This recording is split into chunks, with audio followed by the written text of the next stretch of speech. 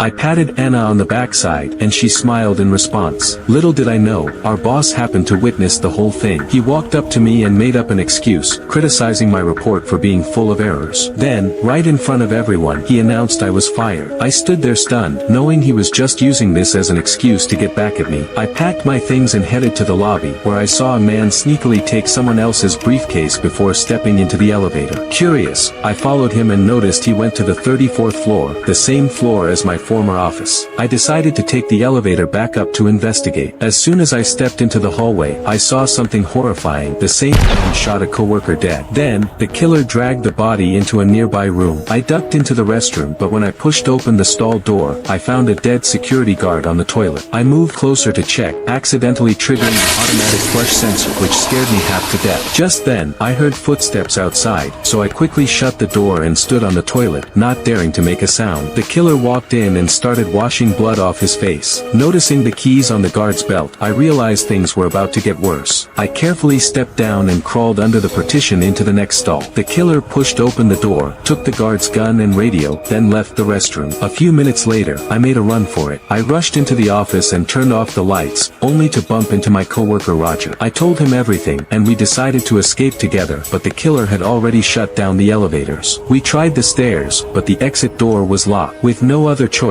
we returned to the office. Then, we heard footsteps approaching. Roger and I immediately hid under a desk. The killer walked in, noticed the computer was still on, but didn't think much of it. He turned it off and left. Once we were sure he was gone, we crawled out and kept searching for a way out. Remembering the boss was still working late, I told Roger to call the police while I went to warn him. But when I got to his office, he was nowhere to be found. Meanwhile, Roger found a phone, but instead of calling 911, he called his wife. As soon as she answered, the killer appeared behind him. The killer tapped Roger on the shoulder and told him to say goodnight to her. Then, he pressed the gun to Roger's head and asked if anyone else was still in the office. Trembling, Roger said he was alone. The killer turned to leave. Just as Roger sighed in relief, the killer suddenly came back and strangled him with a rope. A few minutes later, I quietly returned to the office. I grabbed my phone from my desk and tried to call 911, but the battery was dead. I plugged it in to charge. When I turned around, I saw Roger's lifeless body. I froze in terror, then heard the killer returning. I ducked out of sight just in time. The killer came in and started moving the body, so I slipped into a supply closet. But when I turned around, I found a female coworker's corpse. And then, the killer dragged another body straight toward me.